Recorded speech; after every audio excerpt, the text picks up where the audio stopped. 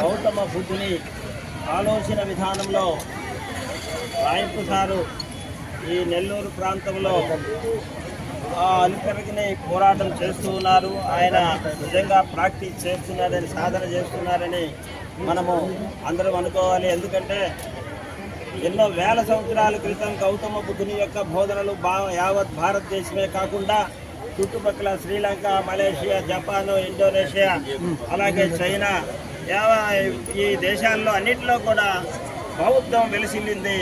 ఆ తదుపరి మన భారతదేశంలో బౌద్ధం సన్నగిల్లింది. తర్వాత బాబాసాహెబ్ అంబేద్కర్ వచ్చిన తర్వాత బౌద్ధం రివైవల్ అయింది. రివైవల్ అయిన తర్వాత ఈ బౌద్ధం రోజు రోజుకి పుంజుకుంటుంది. ఎందుకు బౌద్ధం అవసరము అంటే బౌద్ధం అది సైన్స్కి సంబంధించింది. బౌద్ధం వ్యక్తి యొక్క వికాసానికి సంబంధించి మానసిక వికాసానికి సంబంధించినది. బౌద్ధం మానసిక వికాసానికి దూరంగా పెట్టి బౌద్ధం యొక్క మనిషి యొక్క అభివృద్ధిని అది కాంక్షిస్తుంది. భారతదేశంలో ఏ మూలకెళ్ళినా, ఏ గ్రామంకి వెళ్ళినా తాగుడు అనేది ఎక్కువగా ఉన్నది. ఈ భారతదేశంలో తాగుడు మీదే ఈ ప్రభుత్వాలు నడుస్తున్నది. మందు వల్లే ప్రభుత్వాలు నడుస్తున్నది. గౌతమ బుద్ధుడు చెప్పింది తాగొద్దని చెప్పినాడు, అలాగే దొంగతనం చేయొద్దని చెప్పినాడు, అలాగే ఒక జీవిని హింసించొద్దని చెప్పినాడు, అలాగే అబద్ధాలు ఆడొద్దని చెప్పినాడు. వీటిని పంచశీలాలు అంటారు. ప్రతి కుటుంబం, ప్రతి ఒక్క వ్యక్తి పంచశీలాలు కానీ పాటించినట్లయితే వాళ్ళ యొక్క జీవితము, వాళ్ళ యొక్క కుటుంబము ఎంతో ఆదర్శవంతంగా, ఆహ్లాదకరంగా, శాంతియుతంగా వెలిసిల్లుద్దని ఈరోజు దాన్ని ఉద్దేశించి గౌతమ బుద్ధుని ఈ పాఠశాలలో ఈరోజు ఆవిష్కరించడం జరిగింది. ఈ ఆవిష్కరణకి రాయప్ప సారు, అలాగే మన చంద్రబాబు సారు, అలాగే యావత్ మంది దానికి ఉండాలి అని పోరాటం చేసినటువంటి వాళ్ళందరికీ కూడా, రమణయ్య సార్కి అందరికి కూడా పేరు పేరున బుద్ధవందనాలు, ధమవందనాలు, సంఘవందనాలు చెప్తున్నాను. కాబట్టి మన దేశంలో పుట్టినటువంటి ఈ బౌద్ధం మన దేశంలో కనుమరుగవడం అని కూడా మనకెంతో బాధని ఇస్తుంది.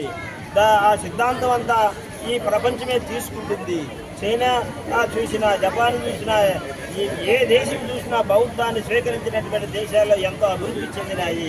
మన భారతదేశము బౌద్ధాన్ని తీసుకోలేదు కాబట్టి ఇంకా వెనకబాటుతనము ఉందని మాత్రం వాస్తవం. కాబట్టి ప్రియమైనటువంటి ఉపాసకులారా, ఈరోజు ఈ స్కూల్లో ప్రభుత్వ ఆదర్శ ఉన్నత పాఠశాల నెల్లూరులో గౌతమ బుద్ధుని విగ్రహ ఆవిష్కరణ ఏదైతే ఉందో విగ్రహం ఆవిష్కరించబడటం అని అంటే దాని అర్థం అంటే జ్ఞానాన్ని అభివృద్ధి చేసుకోవడమే.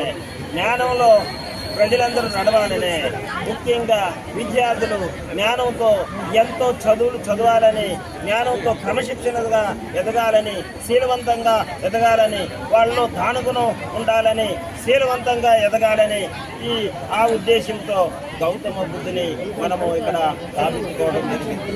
కాబట్టి ప్రియమైనటువంటి ఉపాధ్యాయులారా, ఈరోజు గౌతమ బుద్ధుని సిద్ధాంతాలు ఈ రోజు నుండి మన పాఠశాలలో అందరూ తెలుసుకోవాలని, వారి యొక్క ప్రచారము, ఆ భావజాలం యొక్క ప్రచారం ప్రతి ఒక్క విద్యార్థి తెలుసుకోవాలని ఈ విగ్రహ స్థాపన చేయడం జరిగింది.